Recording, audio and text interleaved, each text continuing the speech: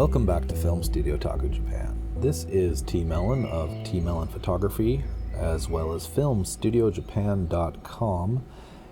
I was given the opportunity this fall to test some software. Full disclosure, the software manufacturer did offer to let me keep the programs, two of them, actually one for Capture One and one for DaVinci Resolve. They do have them for Lightroom, as well as some other stuff, I believe, for Mac operating system and such. But I would not have said yes if I wasn't interested in this program. It looked really, really interesting to me off the bat. And the bottom line is I like it enough to where I'm actually using it and want to get more deep into it and get better with it. I would have basically said yes and just not done a video if it wasn't interesting for me. Sorry, Dehancer, but it's good for you, because the good news is I genuinely am enjoying your software. So, but yeah, I mean, they gave me the software, so that is goods. You can call this a paid endorsement if you want, but it really isn't. It's just me using some software that is really surprisingly good. Dehancer is the name of the software, and as that implies, it's meant to dehance your photos, not enhance them, which is kind of a misnomer, but it's basically saying that I believe they're more interested in creating older film looks and kind of taking things down a notch, rather than where a lot of modern photography right now is about absolute high resolution, high detail, high contrast, sometimes way overboard. The irony here is that I'm using a GFX camera, 100S, with extremely good optics. And I think that's actually why I love this program, because I've already got so much resolution to work with. So dehancing it is no skin off my back. But also the truth is, as you're going to see here in a little bit, you can still greatly increase the detail. It's not a limited program in that regard. You can still do basically anything you want to do with these photos, and I would say more so in an easier fashion once you start diving into this. I'm still learning it. It's very different in some regards to what you may be used to. So obviously here we are in Capture One. This photo has already been edited by myself. This is the edited raw file here in Capture One that I have exported as a TIFF. This is available for sale on my site, Film-Studio-Japan.com, in the Landscapes of Japan section. This is the original file. This is what it looked like straight out of camera in the raw file. Not a bad image as it is. You will see though, I mean, beyond being dark, because this is sunrise over Nagano. I'm on a train. The train got stuck on ice, actually. And I was stuck on the train for a good while before they told us we had to transfer to a bus, and eventually they said, okay, the train's running again. And I got onto it. I was on my way to the Snow Monkeys and got there late because of this. I was supposed to get there at sunrise. But anyways, so as you can see, this is not only in the shadows here, but there's some blurring going on in some of these branches. That's not bokeh. This is actually a snowstorm. It looks like it's a nice clear morning, but there's actually a snowstorm and heavy wind. It's not hitting down here. It's hitting right at the tree line. You can see that like these trees back here are fairly clear because they're down even further in the hill, but you can start to see the blur here on the top of these trees here, as well as back here a little bit. But yeah, and then on the mountain too, you see the blur because we're looking through so much snow and there is a lot of wind kicking up on the mountain itself. So it's a challenging photo, but I just love this landscape and I had to try. It's obviously an orchard here and this solo or standing alone tree here, which I just thought looked really nice.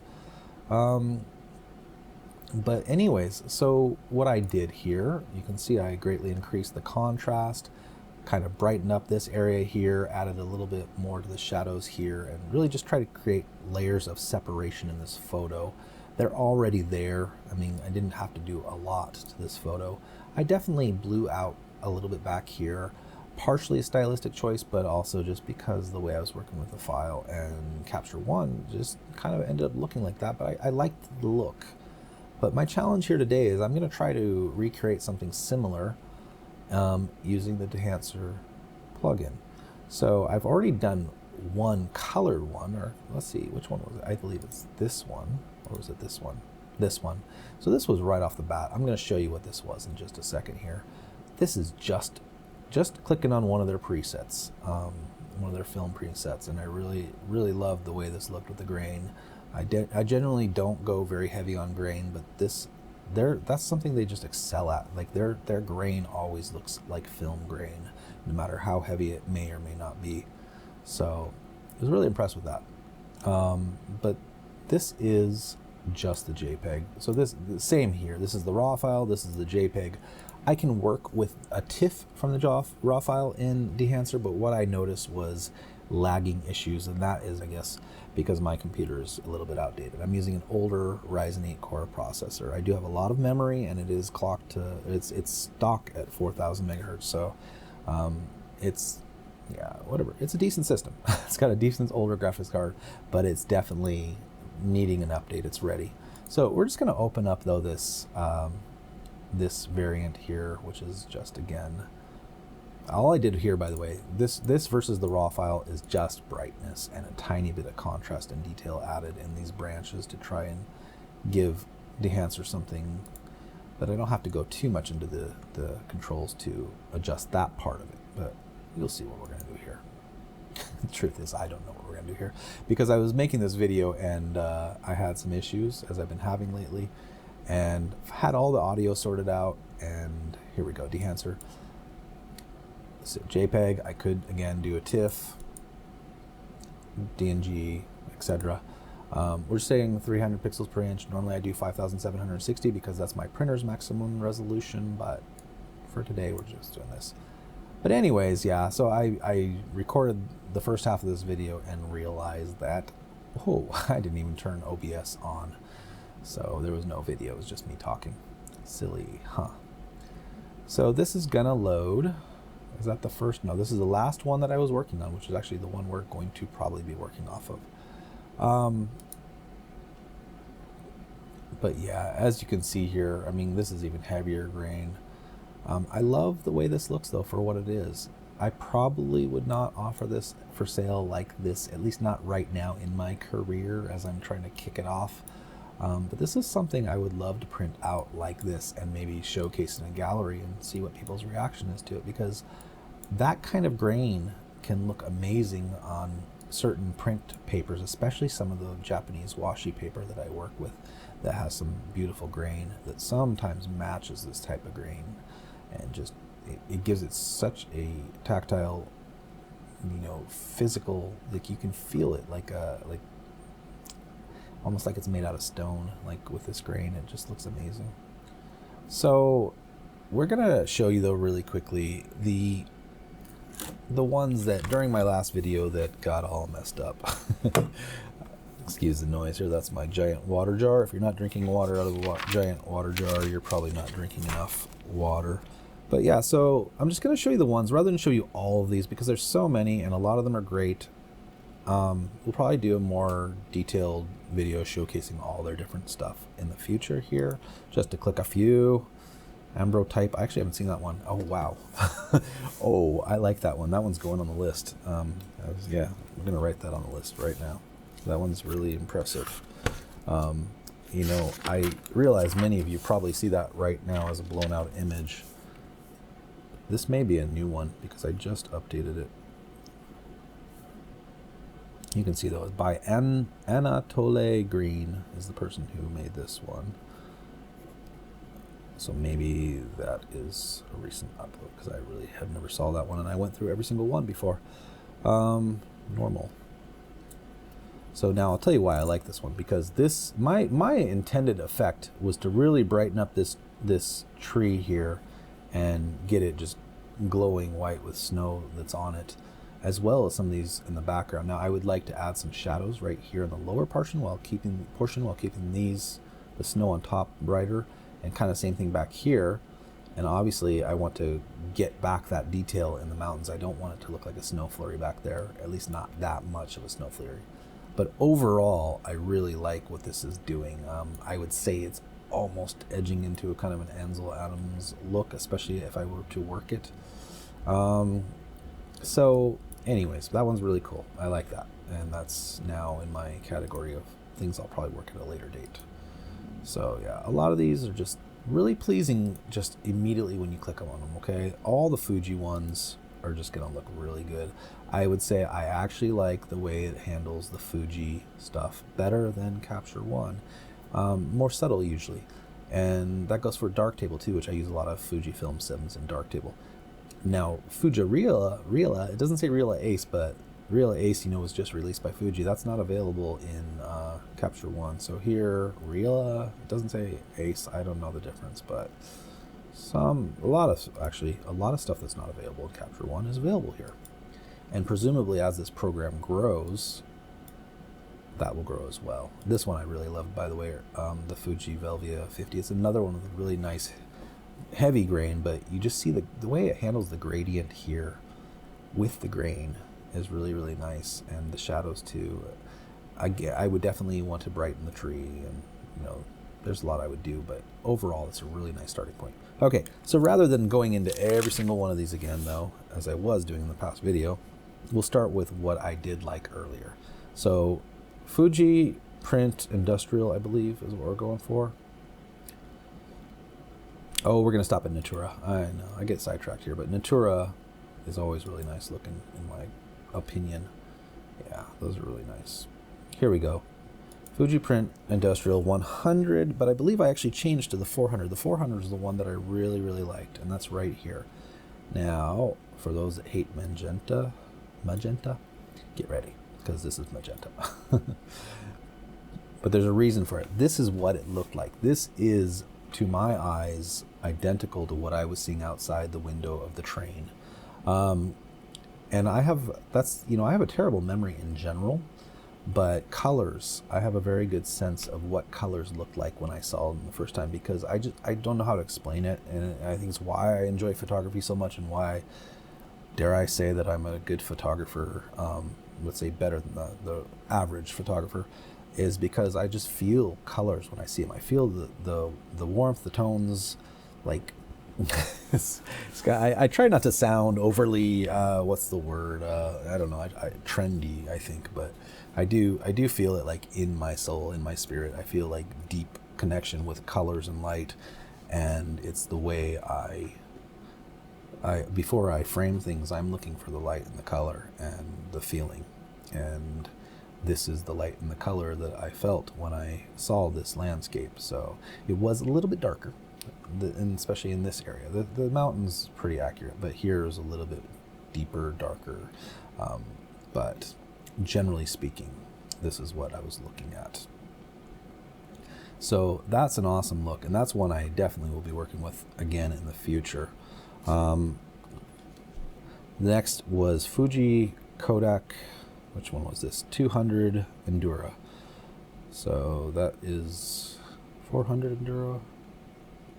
Did I get that wrong? Did I write it wrong? 200 Endura. I see a 400 Endura. Might be further down. Oh, because it's a Fuji Kodak Endura hybrid. Is that what this one is too? That's what this one is. Let's click on the 400 and see what it looks like. Very similar to what we were just looking at. Not a huge difference there. If I don't find this, it's fine. This Instax one really, really surprised me.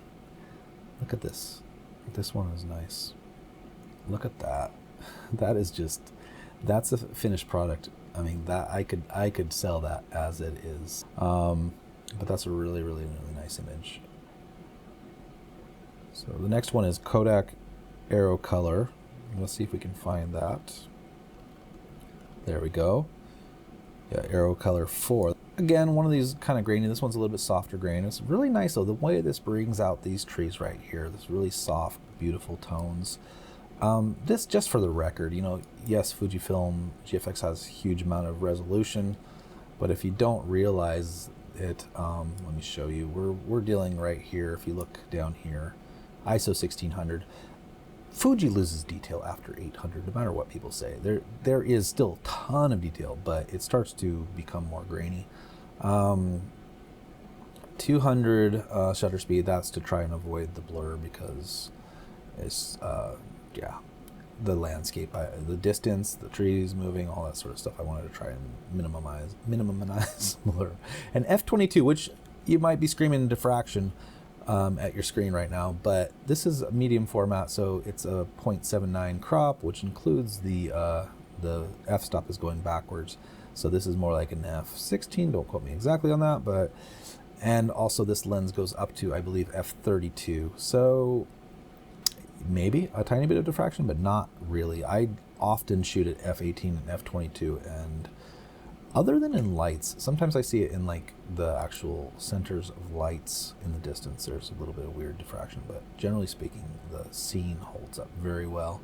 This is just, like I said, this is a scene with snow blowing across it and wind, blurring things out, and it's just really early morning and fairly high, so not super high. Yes, I can go up to 25,600 and still have a great image, but generally speaking, I like to keep it below 1600, below 800 if I can. Okay, next up is other page, because I was writing diagonal on a page because I never learned how to take notes properly.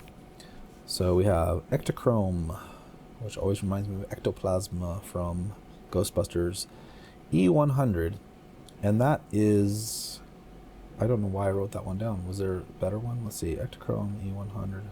I have a feeling that this is not a nice, it's got to be this one right here. Let's double check. Yeah, this one right here.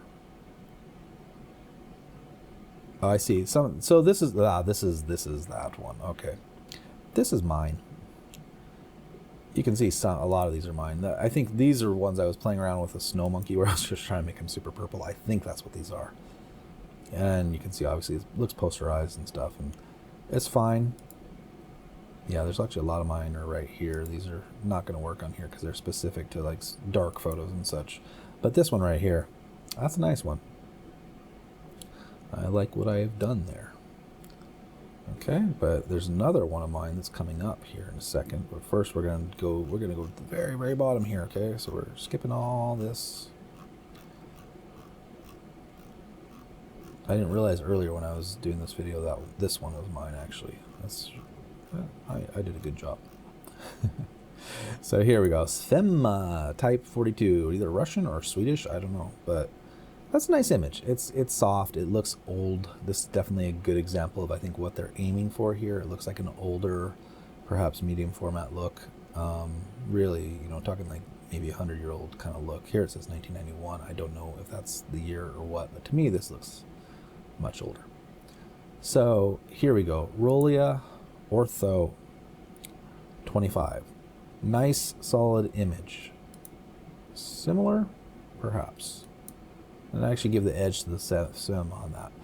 But now, that is the Dehancer team version. This is by me, T Melon. Deep, I called it.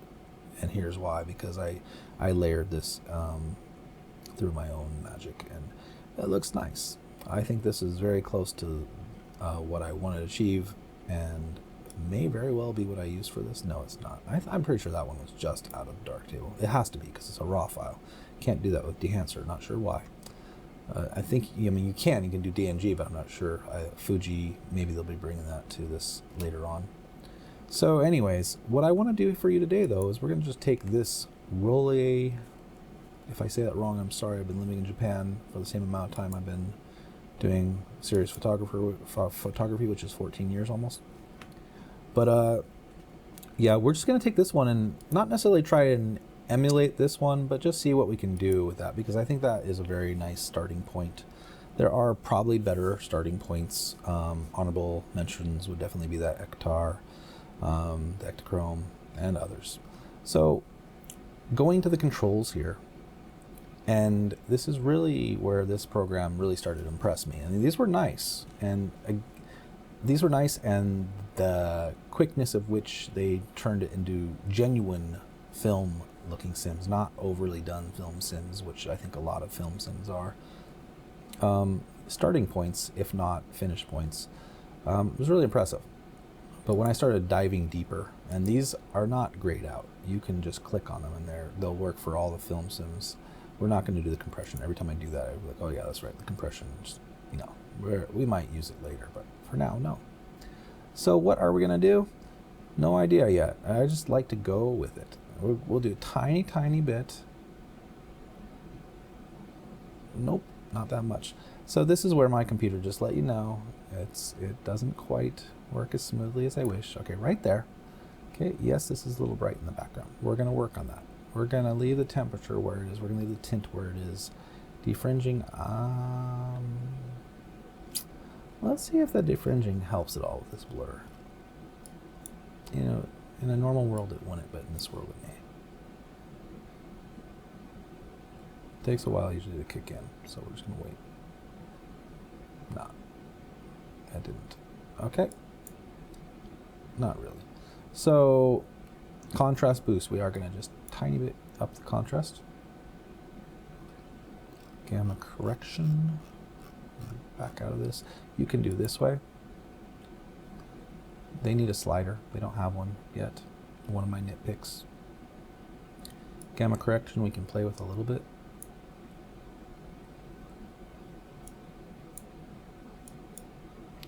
Something to note on this program is a lot of things that you think are going to do certain things.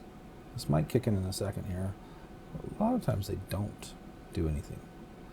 And I'm going to chalk that up to being that this is more like working with film in a Lightroom than it is working with an LE. Color separation shouldn't do anything. We're not going to mess with that.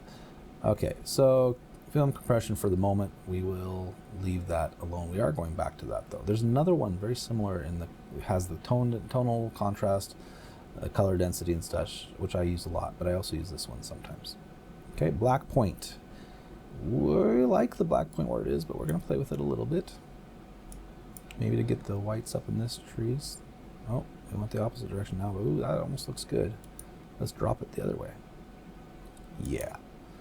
We're gonna say right there is not totally bad. I want to get this down. So white point, which goes the opposite way, I think. Yep, there we go. The opposite of what you might think it would go. That's the other thing in this program. A lot of things are counterintuitive if you've just been using regular Photoshop-like programs. So I do want a little bit more white though. I do want to get this down, but I also really like the way this looks right now. So let's see what we can do here. Target white. No, you're not going to let me play with target white. Why is that? These are various additional film. Again, a lot of this I don't quite understand. That looks nice though, doesn't it? Let's turn that off and see what we just got. Yeah. Yeah, whatever that is, looks great. It's blown out, but I like it. Let's just roll with it. This doesn't have to be a perfect image. It's just kind of showing you what you can do here. There we go. We're getting a little bit back of what I want over here. Probably want to back off on that just a tiny bit.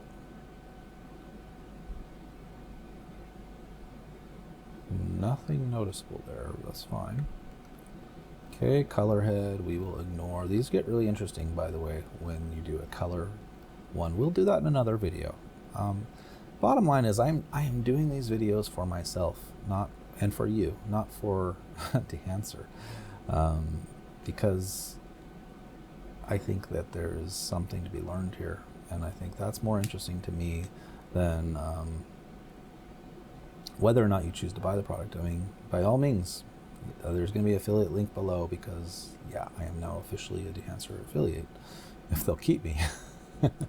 But this is really, I love any time a program is just different and acts differently, because a lot of times it equates to being able to work better and be able to do more, because, yeah, it just approaching things differently sometimes. You've been approaching something the same way all the time. You know, other programs are very, very similar. They're all kind of the same idea. Let's try vignetting a little bit. They're all so similar that you can switch to another program. Let's go all the way down just for the sake of it. That's almost nice. You can switch to another program, but you're really just repeating the same motions more or less, where when something's really, really different, things get a little more interesting, and I think it can bump up your creativity. Just like when you switch cameras. I don't recommend switching cameras often. I think maybe switching lenses would be a better option, or a better analogy. Yeah, a metaphor, analogy, which is it? But yeah, so I think that that's a better analogy. But it's just when you work differently, you start to grow as an artist. I'm sure that's the same for painters and such. You know, when you get new paintbrushes, you know, you work differently, and you can do a lot more and expand your horizons, literally and figuratively, as I just adjust randomly without thinking about it. And that's how I tend to work. It's really hard when I know that somebody's watching while I'm working. This is getting darker than I intended, but I'm liking what this is right now. So this is why I don't feel comfortable often trying to repeat things, because that's not how I work. Could I repeat it and create the same thing I created over here? Yes, or at least very close. But it would be tedious. It would not be very fun. I don't know why I'm messing with the color density. There's no color. What we're going to try right now is we're going to call this basically done. I'm going to try just the ever so slightest bump in. That's too much. We're going to actually type it in. Let's say 22.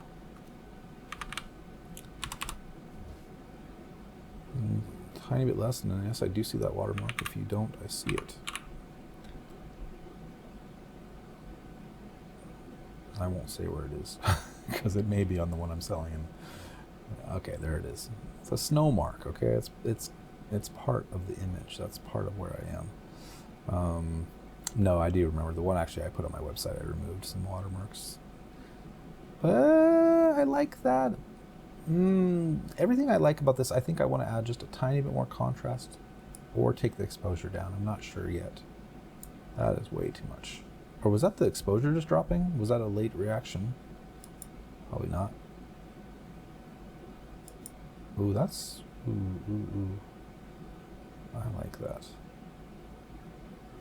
Again, though, I would like to just ever so slightly creep that back up.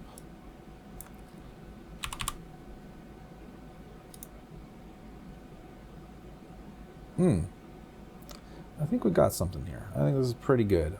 Yes, I could go further. Now, if I was going to go further, I'd be masking this area, trying to get a little bit more glow, maybe try to add some sharpening, but it's really pretty hopeless in this section. These areas are not bad. I mean, just to show you, I mean, there's more detail than you may realize here. But again, it's dark, high ISO. There's motion blur that is just there, but that's part of what I like about this image. This is not intended to be the sharpest of sharp images. This is an image that gives a feeling, and I think that blur is part of this feeling, and I love this image. So what we're going to do now is we're going to just say, okay, I think I like where this image is. I'm just going to scroll down really quickly and see if there's any relevant controls that we really didn't touch on for black and white. Film grain, I really like where the film grain is right now. I think we'll do a whole separate video about the film grain, because there's, yeah, I mean, you can see that is something too this program excels at, is you have a lot more control over your film grain than most. Yeah, and that holds true with the Resolve version as well. Overscan, you know what, this is something I didn't know what it was. I'm sure some of you were like, duh, but this was in the Resolve one, and I really like the way this turned out for video, just for kind of you could call it a gimmick or not, but you'll see. Here we go.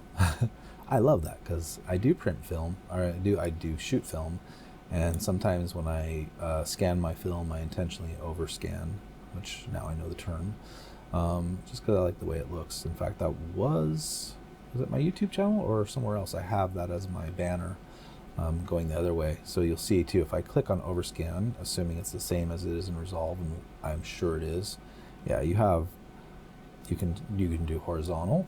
Oops, I just bumped the exposure, which is not the exposure on the image, it's going to be the exposure on the edges. See there? And now you can actually see the holes.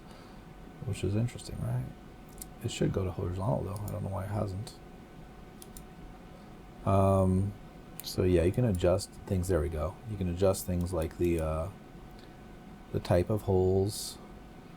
We'll go to neat rounded, negative versus positive, and then also, where is it? There's yeah. Oh, sorry. Here it is.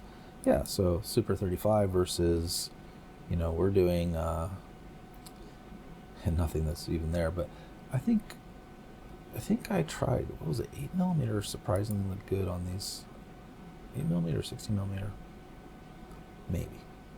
Don't quote me on this. Let's see what happens.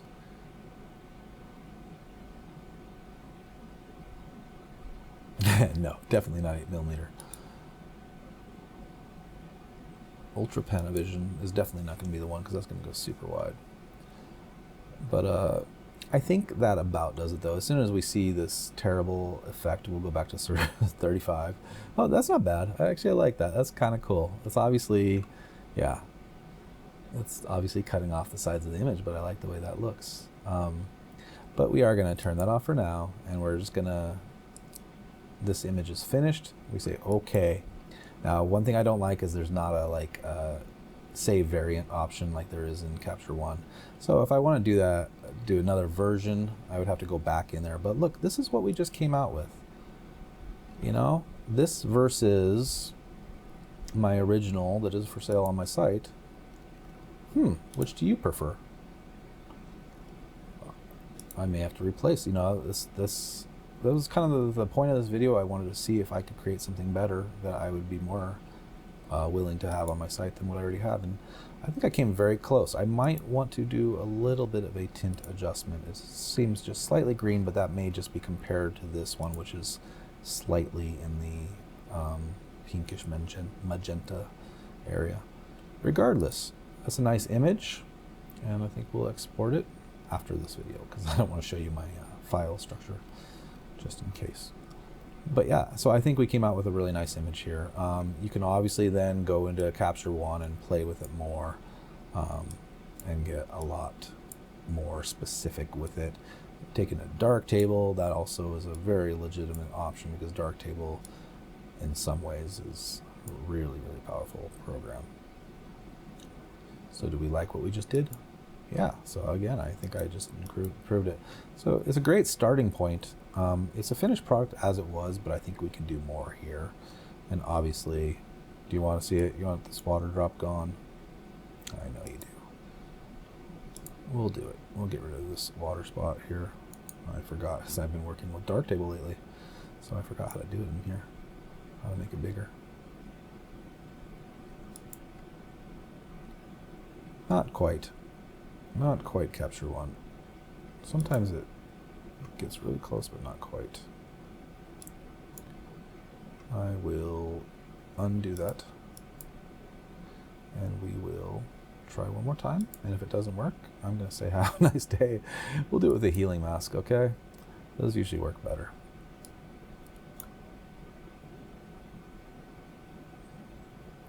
Sometimes you think it didn't get it, and then after you click off of it, no, not that time. It changes the color. I gotta get something closer to it. Yeah. I think I set the opacity too high.